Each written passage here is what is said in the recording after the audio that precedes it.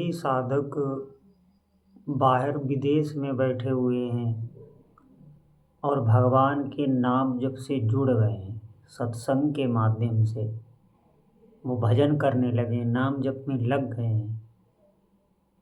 तो आप ऐसा ना समझें कि हम बहुत दूर हैं और यहाँ भगवान का अनुभव में कैसे होगा, कैसे साक्षात्कार होगा।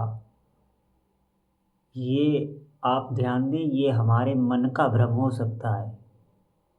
ठाकुर जी की जितनी सत्ता यहाँ पे है उतनी ही दुनिया नहीं, ब्रह्मांड के किसी भी कोने में आप, और वहाँ से अगर आप नाम जप करेंगे तो आप निश्चित समझें इस नाम जप की साधना में ये सबसे पहला काम होता है कि आपका जो हमारे भीतर एक अकेलापन रहता है ये सबसे पहले नष्ट करता है।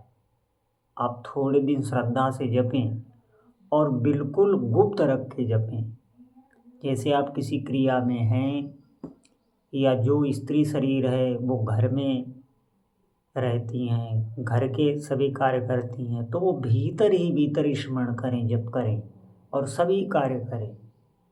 जो ठाकुर जी के लिए प्रसाद बनाना है, भोजन इत्यादि रसोई में पवित्र होकर रसोई बनाएं और भीतर ही भीतर जप करें।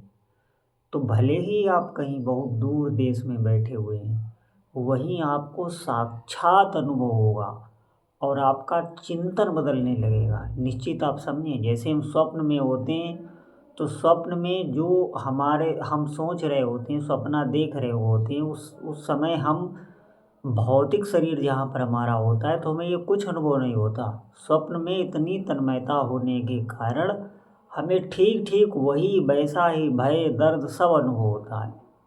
यही आप निश्चित समझिए, ऐसा ही नाम जप से आपको अनुभव होगा। वहाँ के पशु पक्षियों में, हर व्यक्ति में, जगह जगह आपको ठाकुर जी का अनुभव होने लगेगा।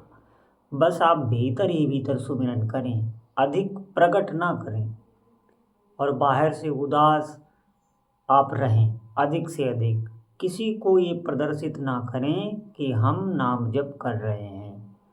तो फिर आप देखें कितनी जल्दी आपको लाभ मिलता है, क्योंकि जितना आप छुपा लेंगे उतना अधिक आपको बाहर से ठाकुर जी अनुभव देने लगेंगे। ये बहुत गुप्त बात है। और कहीं आप दूर विदेश में हों, आप बिल्कुल निर्भय हो जाएं, वहीं ठाकुर जी हैं, हर जगह उनकी सत्ता है।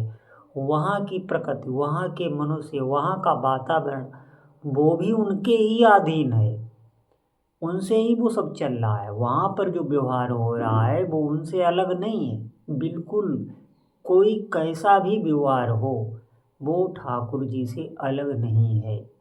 हर जगह उनकी सत्ता से ही हो रहा है। वो वर्तमान समय में भी हमारे साथ ही होते हैं। हमारी इंद्रियों को भी वही धारण किए हुए हैं, लेकिन हम ये भूल गए।